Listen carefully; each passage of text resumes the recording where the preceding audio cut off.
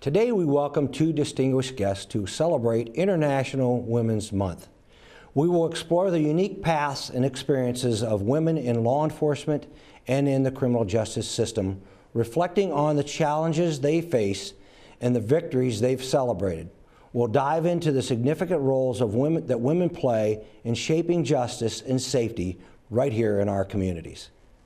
I am a deputy SWAT operator. I'm a mechanic. I'm a customer service associate. Hi, I'm Sheriff George Meyer.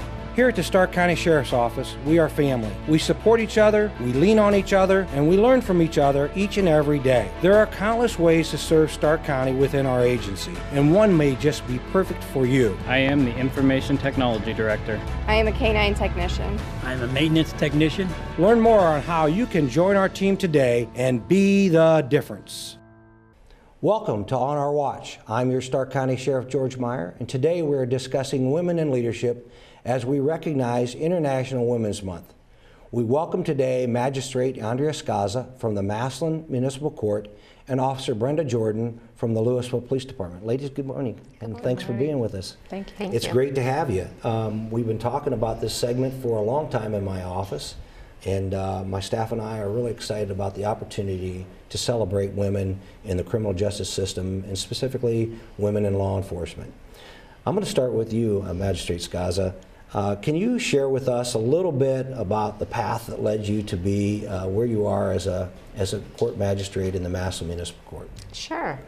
I'll try to give a Reader's Digest version, but I'm a lifelong resident of Massillon, born, raised here. Other than going to college and law school, I've lived here my whole life. Came back after law school and have dedicated my life to public service. When I was in law school, I went to Capital University in Columbus, and Capital's law school is right on Broad Street, which I'm sure you're pretty familiar with, Sheriff, downtown Columbus there. So you have so many different avenues that you can take within the field of law. But what really spoke to me was more of the criminal side of law. At that point, I didn't know which side I wanted to be on, the prosecuting or defense side of it. But I did a very interesting externship at the Attorney General's office in their Capital Crimes Division, where I actually got to overhear 2 executions, which I know is very controversial now, but at that time the state was conducting more. And just hearing that whole process, I just can't even put into words, and it just is the whole culmination of our criminal justice system. And regardless of your personal feelings on that particular topic, that is really what just instilled in me that I wanted to get into criminal justice and do something within the law that, in my opinion, could impact a family or a person or help someone with their life. So when I moved back, I started out as a Canton City prosecutor. There weren't any openings in Massillon, so they hired me over in Canton. At that time, the city prosecutor was Frank Frascione, now common pleas judge, and so he took a chance on me straight out of law school. I started off as a city prosecutor, worked with Louisville Police Department and the other agencies in the Canton jurisdiction, and just really enjoyed being a prosecutor at the municipal level, where there's serious crimes there, but Sure. not at the felony level. But you really got to see, people sometimes, in the worst day they were having, whether they were the victim or the defendant. And from there, I worked for the Canton Municipal Court as their staff attorney, getting a little bit different experience. At the same time, I did come back to Massillon in a different capacity as a city council person for Ward 3, where I was living with my family. And so my path has always kept me at the municipal level. I've sort of ping-ponged between Canton and Massillon, between working for the Canton Municipal Court, being a city council person. I eventually became the City of Massillon Law Director. And a little accomplishment there, I was the first female law director and the only female law director. Not too long ago, somebody sent me a list of law directors. Gosh, I don't even know how long it went back to. And it was a very, very humbling experience seeing my name as the only female on that list. So hopefully in the future, There's some more females that are added to that list, but I was fortunate enough to get hired on as the magistrate at the Massillon Municipal Court, full-time magistrate, so I'm over now in Massillon full-time. When Judge Joel Fichter was elected to the bench, and he left his position as magistrate, I then became the magistrate. So, like I said, I've dedicated my life not only to public service, but at the municipal level. Again, being a lawyer, there's so many different things you can do. You can practice in the courtroom, out of the courtroom. You can never use your law degree and still be an attorney. But for me, being in the courtroom, being in the action, if you will, and especially at the municipal level, we never know what we're going to walk into day in and day out. And it's something that has really fulfilled me in my career of, like I said, being able to help people in whatever way we can, in bringing justice and working with law enforcement in the way that we can as magistrates, but also just seeing that justice is served. And I would imagine that's your goal and in your everyday. Well, for sure. And I will tell you, that was a fantastic description of your journey. While you did that in about 3 minutes, we know that that was really a big part of your adult career. Yes. Up to this point, and many hard hours and sacrifice and work and dedication have gone into to get you to where you are today. And so I don't want our viewers to think that you just went to law school and showed up and they made you a magistrate. That's not how it works. No. There's a lot of work that goes into that. And while I'm really proud of the fact, and I'm glad you mentioned the fact that you were the first woman law director here in Massillon, I think that's very significant. Certainly a great milestone for you, and hopefully you've paved the way for other women behind you coming up and aspiring to those positions. So thank you for that great description. Officer Jordan, I'm going to come to you, and you and I have known each other for quite a while now. I know since I've been sheriff, we've had a great relationship, and thank you for being with us here today. Thank you. Appreciate I'm it. going to kind of turn it over to you. And same kind of question. What inspired you to get into this profession, and what keeps you driven as a police officer, as a female police officer, in a very tough, difficult, sometimes occupation? Right. So I had kind of a different journey than you had. But since I was a little girl, I've always been attracted to law enforcement and the career and the different aspects of it. And it was a different road for me. I went through the military, and my goal when coming out was to get into law enforcement. And my life kind of took a little jog from that.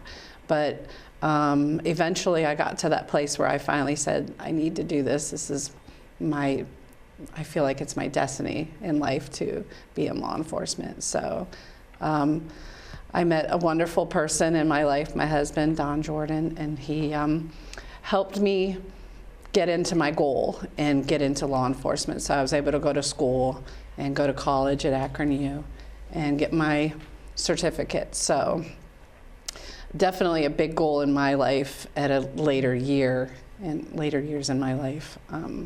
But yeah, I love all aspects of working with Louisville Police. It was the police department that I wanted to get on since going through the police academy, so I worked really hard to make an impression and go on ride-alongs and get into the department. And they had a slot open up, so it was kind of, I felt like a fate that I was able to get into the department like I did. So 14 years on the department now, and it changes.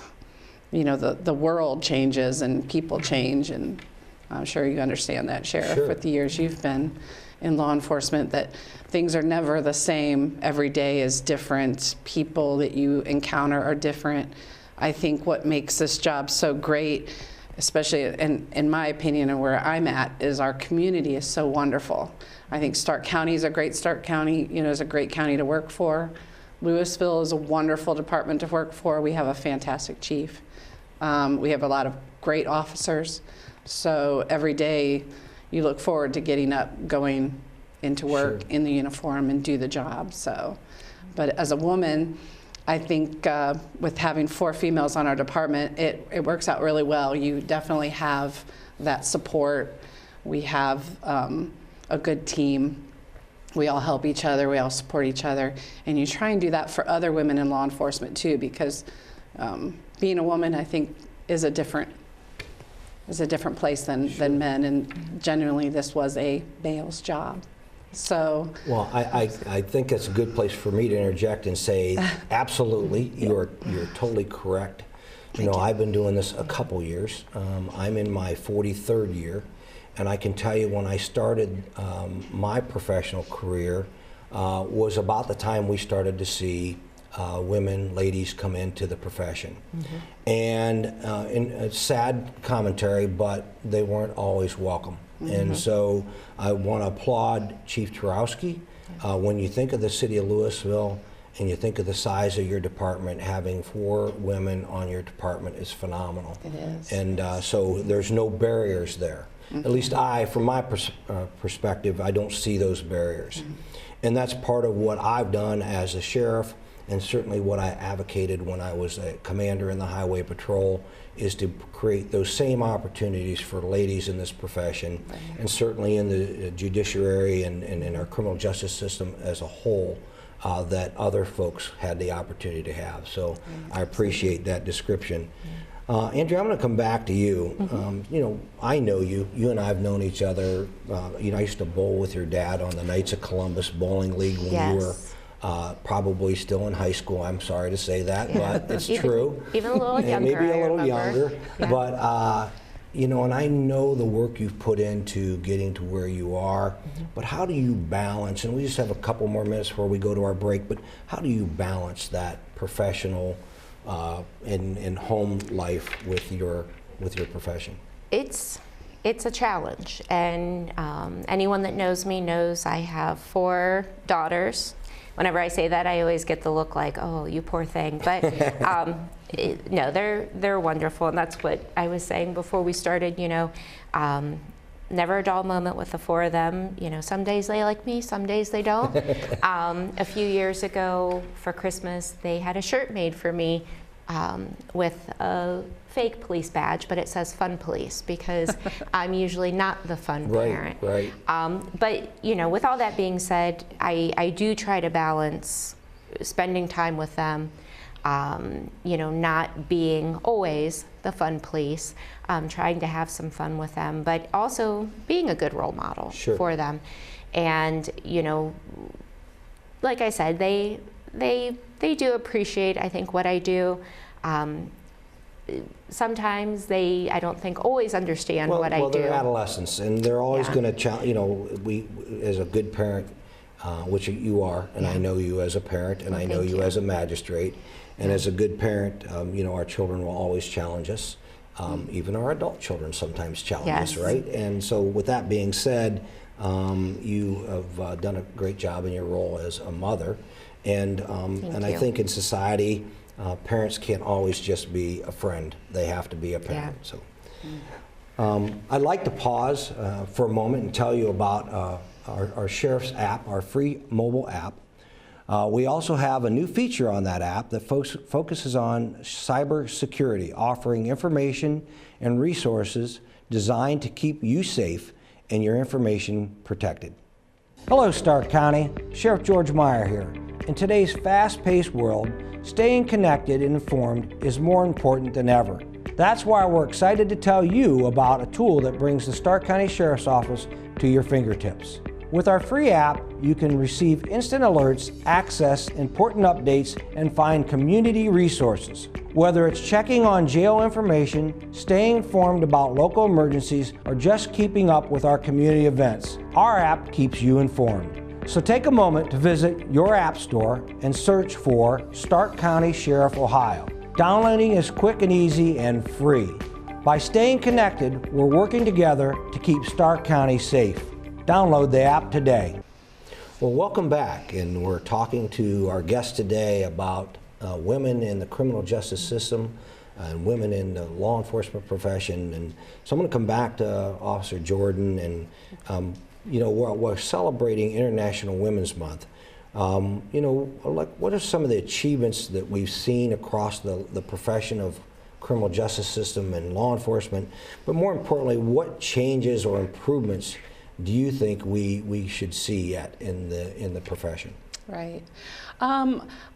I definitely think we're on the right track with that already right now. I mean, there's a lot of different backgrounds and diversity of women coming into law enforcement, so that's definitely an achievement. But going forward, it'd also be really nice to be able to see more females in the field. I do think we're a little short-handed on women in law enforcement at this point. I'm sure you'd probably agree with your occupation and whatnot, but I definitely think that it'd be great to see more women apply and get into the field. It's definitely rewarding. You definitely get to benefit from doing good and helping people in this Well, field. I totally agree with you, and I hope that we can continue in that that perspective to try to encourage women to come into our profession and certainly seek professions in the criminal justice system. And so I'll kind of shift this conversation back to you, Magistrate Skaza. You know, you talked a little bit at the beginning about how you worked for Judge Forcione when he was the law director for you when you first started, and I'm sure he inspired you in many ways. What women in the profession have you been inspired by, and things that they've done, maybe even to mentor you? So when I was still over at the Canton City Prosecutor's Office, although she worked on the civil side, Chris Bates Alward, who was the Canton Law Director after Joe Martuccio for a little bit. She is actually now the Canton City Council President. So she's taken some roles too, but different roles. But she was on the civil side of the office, and she was such a wealth of information and knowledge, but approachable. And that's where sometimes, you know, I think that it's when you are a younger attorney or a newer police officer, you're intimidated just by anybody. But, you know, going to maybe another female who at least, you know, I sometimes perceived as, you know, just so much smarter than me, or, you know, just, you know. Someone you looked up to. Exactly. And just sort of, you know, I don't want to say like admit that I didn't know something, or, you know, the whole fake it till you make it, and especially when you're an attorney, we do that sometimes. But, you know, but she was just so approachable and just so welcoming to bring me in wanting me to succeed. And, you know, sometimes you take that for granted, you know, in your field, that other people do want you to succeed. That's absolutely true. You know, once you become an elected official, sometimes you sort of wonder people's, you know, motivation, or, you know, you become a little bit more suspicious, you know, sometimes. And so when you meet those people that are just genuine and that just do want to see you succeed, or want to just genuinely help you move along in your career, those are the people that, you know, I have always really treasured and respected and appreciated. So Chris was one. There were some other females that I worked with in the office early on that, you know, I've remained friends with, and not just attorneys. You know, you can't speak enough to support staff sometimes that are there to help you along. You know, whether it's your administrative assistant or, you know, whatever position they may hold, if they're there to give you that support, you know, I've always relied on those individuals and given them the respect that they deserve too, because in our offices, you know, there's a lot that goes into making us look good and making sure that we're prepared to be able to do our job the best that we can. So Chris, she was a big influence in my life, and once I became law director, she was law director at the same time. And coincidentally, Jennifer Arnold was the law director in Alliance. So it was pretty cool that at the same time, the three major cities in Stark County had female law directors. So we used to go to lunch a lot and just pick each other's brain about what's going on in Alliance, you know, what's going on in Canton, how do you handle this? Have you guys ever encountered this? And so it was really nice having that support system when I was law director. So she's been wonderful. Since I've gone to the Massillon Municipal Court, Magistrate Amanda Kuhn, she's been a magistrate there for, gosh, a little over 10 years. So she's been my support system there going to the municipal court, although Judge Elam and Judge Victor are wonderful, wonderful bosses, but again, it's nice having that, Sure. that Having that other, peer. yes, to be Yes. able to go to and say, okay, Mandy, I really don't know what I'm doing with this, you know, because sometimes you just don't. Sure. You know, or we bounce things off each other. What do you think about this? So having her there, and again, my support staff at the municipal court is wonderful. We have some wonderful females there that, you know, just really help keep the office going. Well, I'll tell you, I want you to hold that thought, because I'm Yeah. going to ask you in a moment about how you mentor others. But Okay. I want to come to Officer Jordan and talk. Have you had the opportunity to train others below you? And I'm hoping that you've had that opportunity. But if you haven't, how do you mentor those below you? And not when I say below you, your peers, Yeah. and specifically females in your profession. Right. So I'm not on the field training officer program, but we do integrate our newer officers onto the road, so everybody pitches in to help them along, Sure. learn a program, get onto our new programs and how to better themselves, like shortcuts. A lot of times, you know, you try and help them just understand Sure. our ordinances. And so, but as far as like our younger female officers and even other officers that I've come in contact with that have been here way longer than me, you definitely gravitate towards them because you do feel like you're the same and you want to be like them, and you definitely want to have that background and that help. So I definitely try and do that.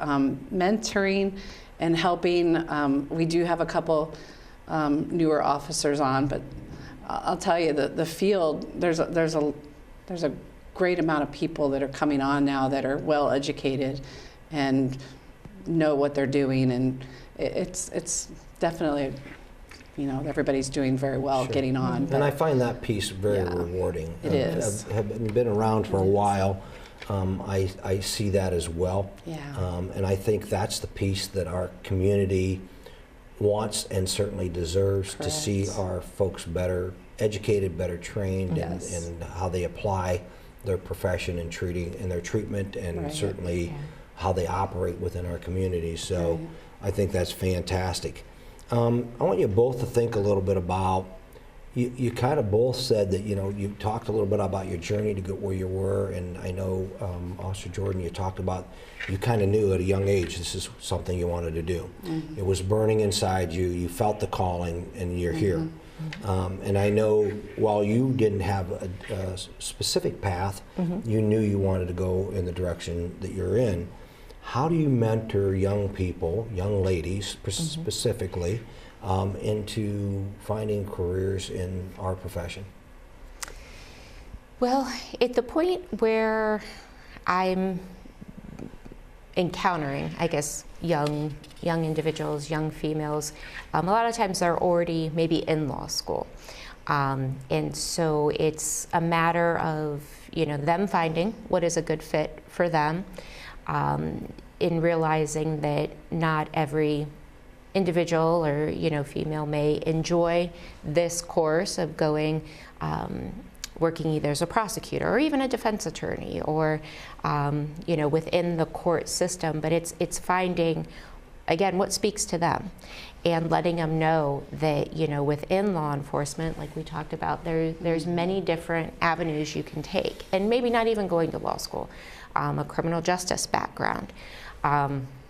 You know, the county prosecutor's office has several different divisions where they have the victim witness division, where individuals, maybe if they do have a criminal justice background, might be able to work more with victims or witnesses one-on-one and helping in that respect.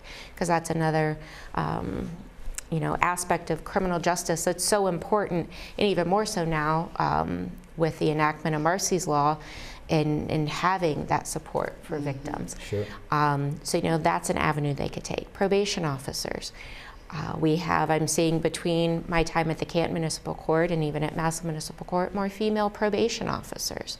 And actually one of the, and again, another division within the county, they have their pretrial release program.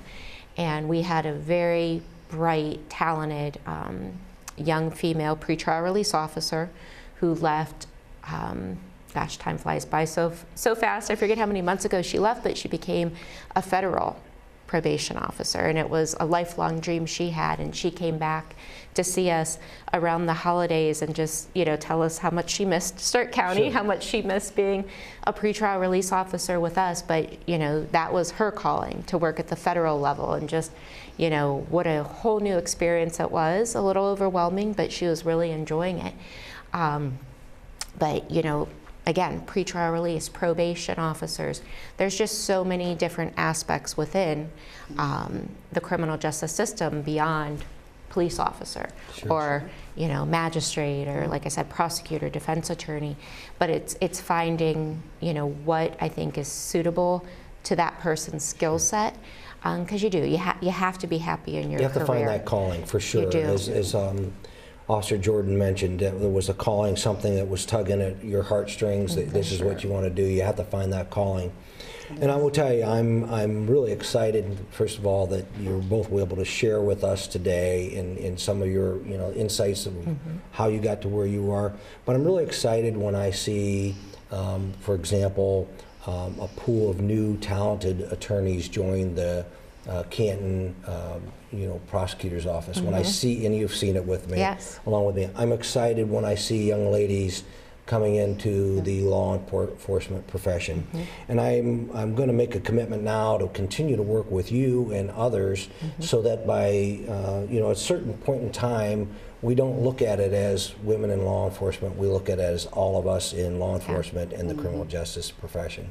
And thank you again. I appreciate you both for your time and being with us today. I want to thank our guests today for joining us as we recognize strong women leaders in our community. Here's to International Women's Month. I'm Stark County Sheriff George Meyer. We are continuing to work together to keep Stark County safe and save taxpayer dollars.